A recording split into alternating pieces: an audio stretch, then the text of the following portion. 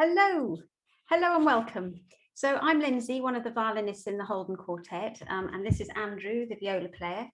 Our cellist Rebecca will be playing along with her husband Michael, who's a double bass player, later on, and you'll also hear Steve, our other violinist, joining us. We've been wanting to collaborate with Lawrence Sale, the poet, for some time, and we're thrilled that he's agreed to join us for this reflection on the theme of home. Music and poetry are good partners in the way they engage both mind and heart, and also allow the necessary time for reflection. Home, of course, does not always mean comfort, and this time of enforced isolation has brought up many difficulties. It's been a thoughtful time for many, and as we have mused on what on earth it means to be a musician during lockdown, we've found ourselves dwelling on this idea of sharing music from our homes as an experiment. An artistic experiment, hopefully, in how it feels for us and how it appears to you and what a difference it makes in the overall sharing experience. One definition of chamber music is music composed for the home, although traditionally that might have been grander homes than ours, of course, but this is our modern equivalent and the best we can do. Certainly our chats with the audience after concerts have always been a big part of the sharing for us, and we'll be very interested to hear your thoughts after the concert. So do bring your questions to the Zoom meet. You'll find the link for the Zoom meet under this YouTube video or on our concerts page on the website. On the concerts page, you'll also find program notes for tonight, but the titles of the pieces will be written underneath the pieces as we go along. As you know, we've chosen to share this on YouTube Live to get the best sound quality. And so we've handed over all the complex side of coordinating the collection of live streaming and videos to David Gillett, our highly recommended sound technician.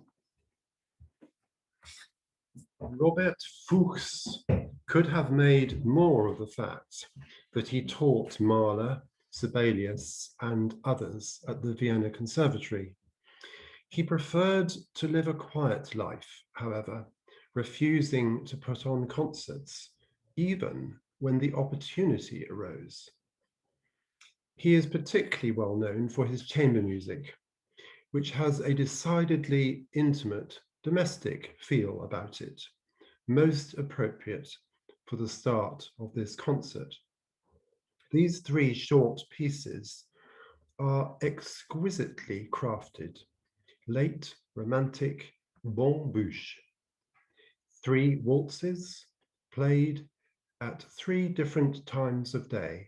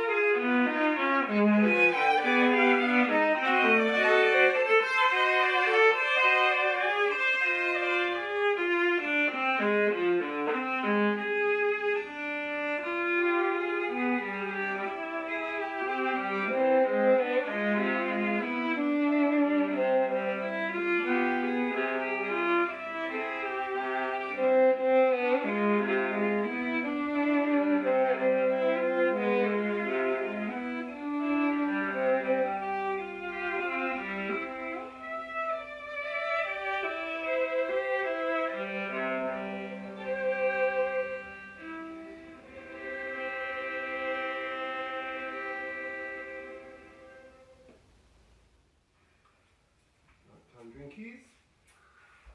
Ready, darling? Yes. Ready for a nighttime waltz.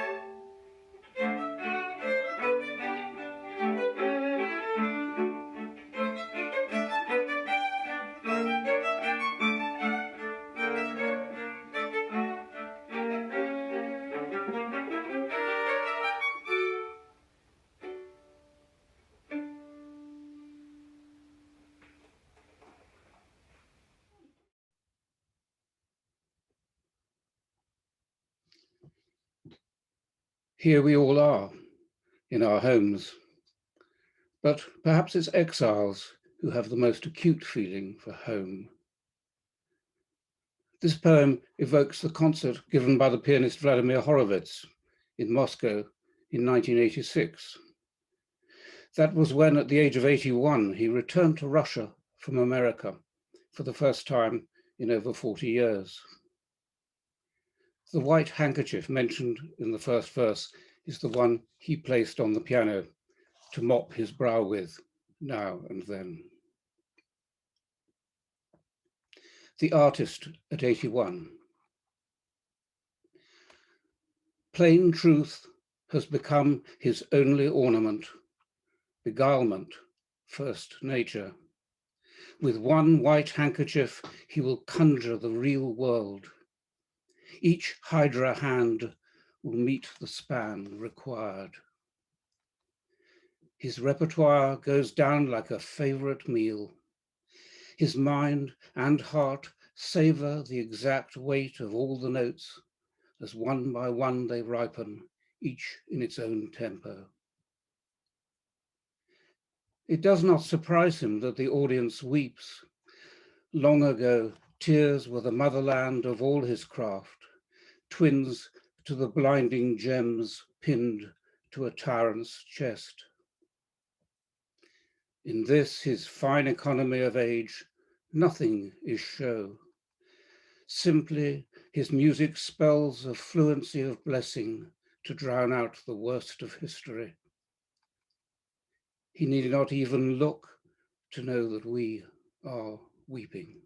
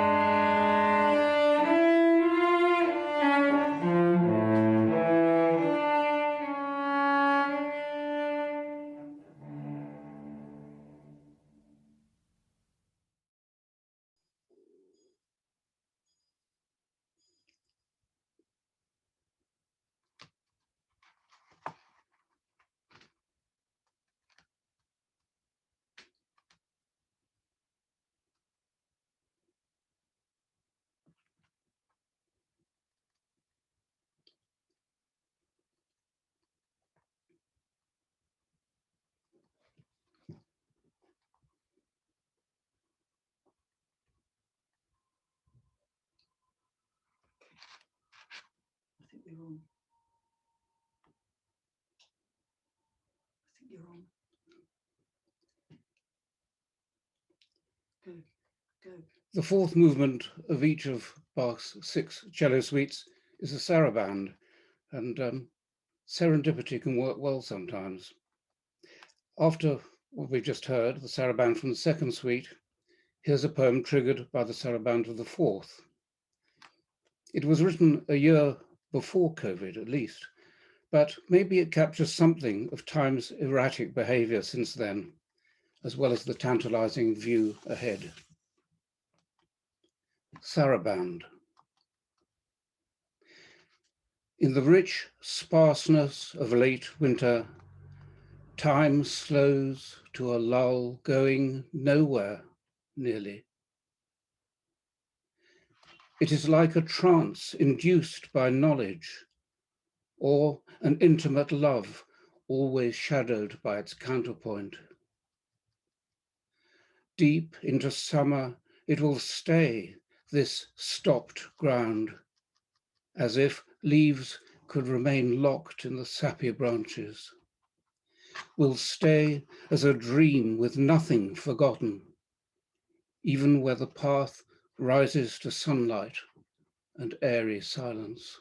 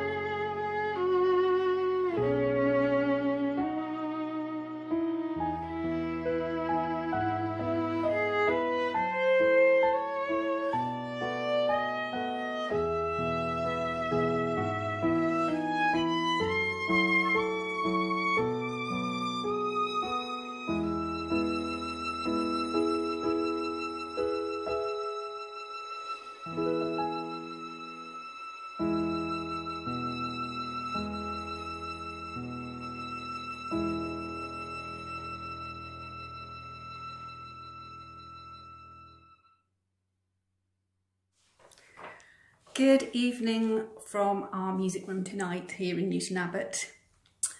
And thank you, Steve, for cooking up some wonderful Elgar from your kitchen. Salut d'amour it was actually based on a poem written for Elgar by his wife-to-be Alice as a celebration of their engagement, and it remains a popular piece to this day. I've chosen two rather reflective pieces to play for you tonight, especially in light of the pandemic. The Sarabande is right at the emotional centre of the Bach suite, and there's something about the key of D minor that says so many things: serious sadness, loss and tragedy, but also strength and hope, something that I think we've all been needing. Michael is going to join me for the next piece, Prayer by Bloch, and it's from a collection of 3 pieces which he entitled Jewish Life. It's intensely expressive, emotional, melancholy, and Bloch's aim was, he quoted, to write good and sincere music straight from the soul. So the plaintive chanting melody over the sparse accompaniment and his use of the augmented second gives it a really sorrowful, pleading, prayer-like quality. In searching rather unsuccessfully for a piano part, I had the idea to make use of the double basses, sort of wonderful deep sonorities. So Michael's going to be accompanying me, and it begins with just a very simple 4-note minor scale.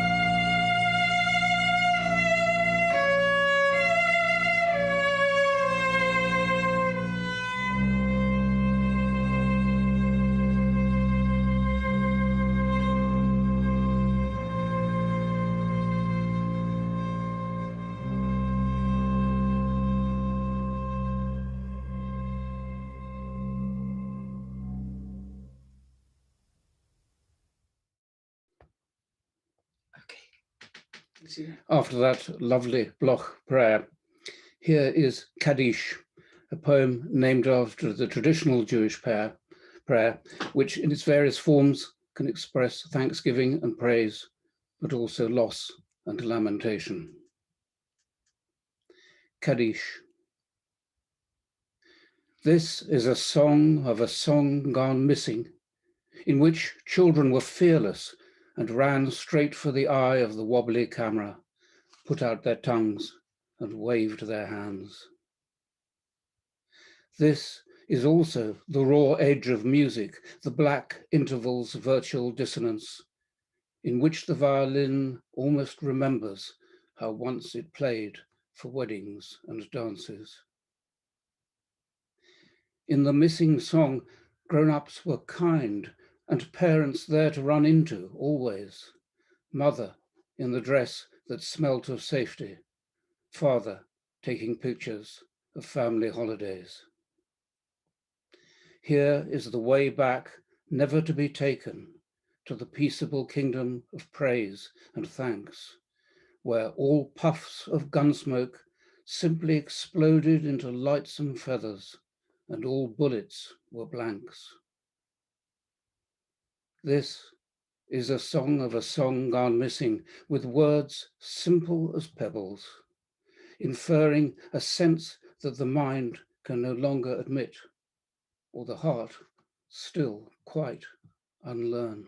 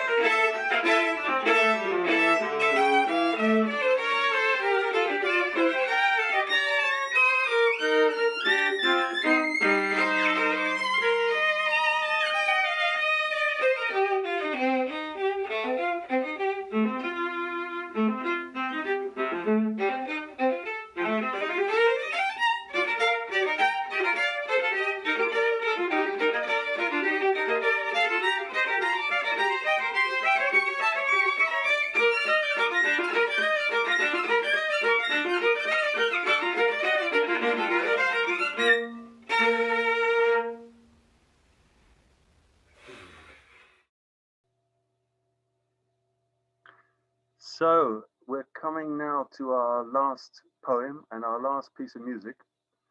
And the last piece of music is going to be a set of reels on the fiddle, two traditional Irish reels, which are Tuttle's Reel and The Morning Dew, and then a lovely reel by Catherine Tickell, the Northumbrian fiddler and piper, which is called Peter Munn, which is written for her brother, who is a fiddler.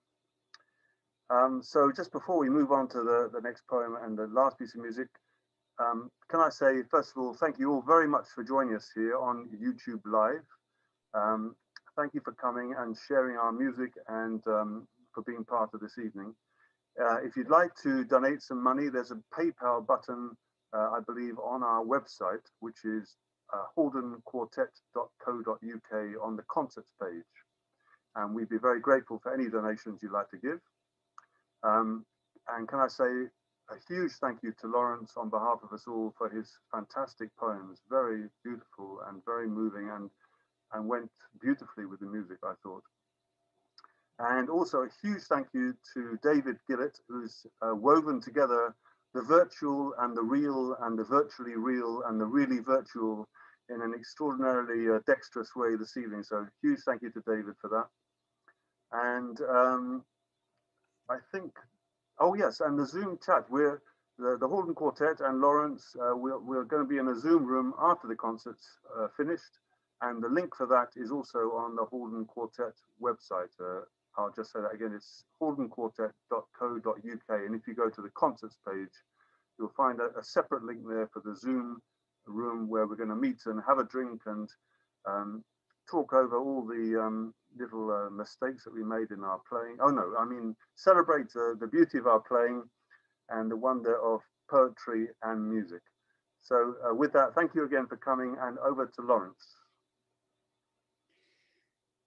Thanks, Steve. The last poem is a family dance that took place very much at home, in fact, in our kitchen. Pas de trois rather than pas de deux, since the observer was involved as well as the dancers. And 3 is the base number here, with 3 stress lines, and 21 of them, allowing the conceit that 2 and 1 together take us back to 3. Pas de trois.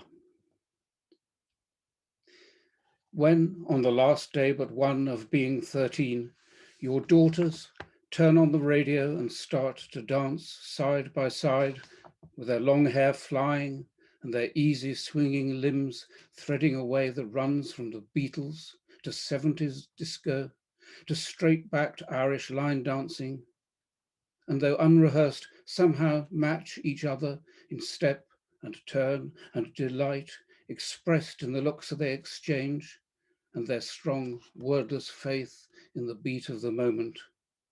Then all 3 of us know how lucky it is for some when, on the last day but one of being 13, your daughters tune the kitchen radio to a station that calls itself Heart.